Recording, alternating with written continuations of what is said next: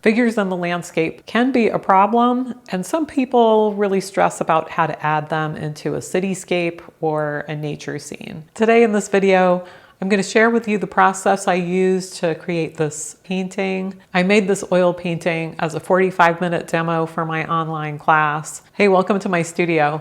I'm Christine Lashley. Figures in the landscape can be really fun to paint.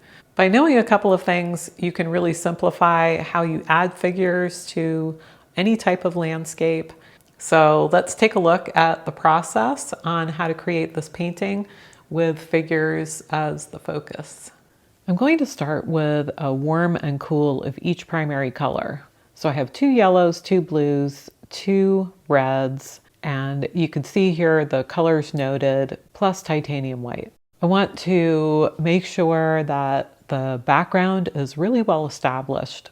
Laying a good foundation for my figures is of paramount importance early in the beginning stage of the painting. And I'm really focusing on keeping it simple with the background as blown out or white and a U shape of dark for the main setting of the stage for the figures. I'm going to have a group of kind of 3 figures to the right and add those colorful umbrellas that I hope to add for the figures. And then a central figure that I really thought would have a moment of impact with a red umbrella. So I established that quickly, and then is it high, is it low? I'm trying to figure out where the heads of the figures are in relation to the awning. A good rule of thumb that I tell my students is to have your figures be kind of exclamation points. You have a dot for the head and then kind of a vase shape for the body, this elongated kind of stripe with the shoulders. Try not to worry about things like feet or legs. We don't need to know any of those details. That is going to come later.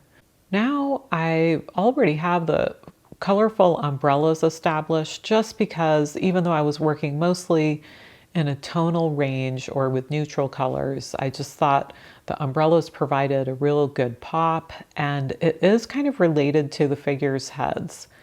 They sit on top. Also, it's super important not to have hands, like I mentioned before, or any of these details. Now, at this stage, I'm adding some of the jackets and the moments of color. If the blue umbrella is above this figure, then I can have the blue umbrella reflected in the pavement. A big pitfall is heads that are too large. So double check that the heads are not growing in size, and the body should be fairly elongated. Notice here in the painting, all of the heads are on the same level as are the feet. The feet are kind of abstracted and merged together. And speaking of abstraction, later in the video, I will scrape most of this down and restate it, not because I feel like mistakes were made, but because I like the feeling of abstraction and impressionistic tendencies that moving the knife along the paint surface will do for destruction and then recreation of the image. In class, we talked about the power of not having too many details. It was really the point of the whole demonstration, even though it's all about painting these figures. Try not to stress too much about the perspective lines. You could see that most of these buildings are based on a simple grid system of lines going top to bottom and straight across. For example, the light post is a straight line top to bottom, as is the chunky building to the right. I thought this was a good way to understand that the painting is not about lines or perspective or a cityscape, but instead just simplified figures, and we don't need to worry too much about the lines of perspective. At this stage, I'm finally adding some points of contrast in the background, meaning some of the car headlights and also some texture in the pavement. I felt pretty good about how the demo had come together for students, and it was fun to see what people did in class. I feel like there's a lot more work to do on mood for this painting, and I can do that through abstraction. Let's take a look at that next. Abstracting and simplifying can just quite simply also go back to that idea of deleting extra detail. We don't need to know details such as shoes or the lapel of the jacket. What we need first is overall shape. All too often, extra details are added, and it really creates a problem with where does the viewer's eye land in the painting, and just drawing too much attention to the detail shapes of the figures.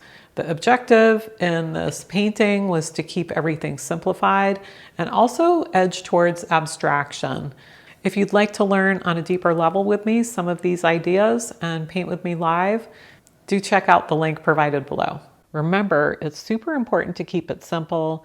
And next up in the video is going to be the scrape and restate abstraction, where I take the painting more towards a finish. And this was done after class.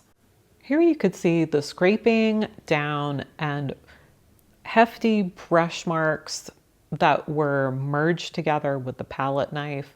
I do scoop up some light paint, and I want to reestablish that background. After this working of the figures with the destruction stage, then I start to restate them. And finally, in the last frame of the video, you'll see how I added just a few details even to the background. But for the process of creating kind of a rainy atmospheric feel, I like the little leftover chunks that are left over from the palette knife. I feel this gives a really good look to the image and a feeling of movement and atmosphere. Detail really undermines the painting, and the more I paint, the more I've come to enjoy this process of scrape and restate as a way to develop a painting. And actually, what ends up happening, I think, is a more true depiction of how it felt to be present at the scene. It's a happy departure from the photograph. At this point, I'm not really using any reference at all. I'm just responding to the paint as it is going down on the panel. And I've kind of trained my eye by looking at the previous reference photo and that small study that I had done on location. I gave students that reference image to work with. It helps them understand where the image might go. But it's very important to understand that at a certain point, a painting kind of takes on a life of its own, and you have to leave the reference behind in order to understand how to take an artwork towards finish.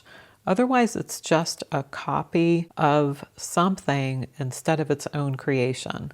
It's kind of a weird concept, but it's really helped me to get more impressionistic with my artwork. And honestly, it's just more fun to paint this way. Here's how the final painting turned out, with just a few added details and a Charleston steeple in the background. Hey, thanks for joining me today. I sure appreciate you being here and watching this tutorial. Do like and subscribe, as it helps my channel to grow, and I'd really appreciate that. Thanks, everybody.